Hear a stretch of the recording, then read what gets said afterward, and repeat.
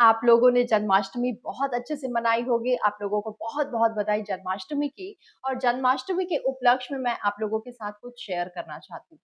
तो आज हमारे ग्रुप में कम्युनिकेटर्स डिजिटल गुरुकुल उसमें एक पॉइंट डिस्कस हुआ जो आप लोगों के साथ शेयर करना चाहती हूँ। एंड द टॉपिक वाज कि क्या फाइनेंशियल सक्सेस और स्पिरिचुअल सक्सेस ग्रोथ साथ हैंड इन हैंड जा सकते हैं या नहीं जा सकते हैं। तो डिस्कशन करते करते करते अचानक एक पॉइंट सामने आया जो मैंने अपने स्टूडेंट्स के साथ शेयर किया, जो मैं आपके साथ शेयर करना चाहती हूँ। सो वो पॉइंट था कि यदि हम कृष्ण को ले, क्योंकि जन्माष्टमी है, तो हम कृष्ण के एग्जाम्पल से लेते हैं कि कृष्ण है, कृष्ण एक रथ के सारथी थे, अर्जुन के रथ के सारथी थे।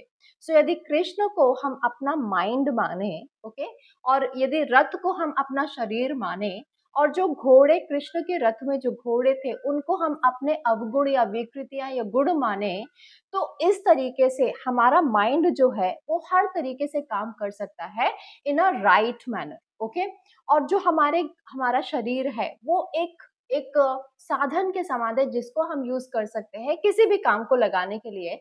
और घोड़े हैं, उनको हमें कंट्रोल करना चाहिए अपने माइंड से।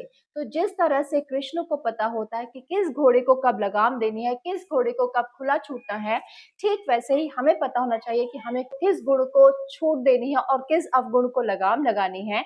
इस तरीके से हम अपने घोड़ों को, अपने गुणों अवगुणों का सही उपयोग करके, अपने शरीर को साधन की तरह उपयोग करके हम सही रास्ते में चलते हुए भी लौकिक एंड अलौकिक सुख का आनंद प्राप्त कर सकते हैं। कि हमें ज़रूरी नहीं है कि हमें कुछ कुछ पाने के लिए, स्पिरिचुअल ग्रोथ करने के लिए हमें सिर्फ हिमालय में जाके बैठना है, नहीं।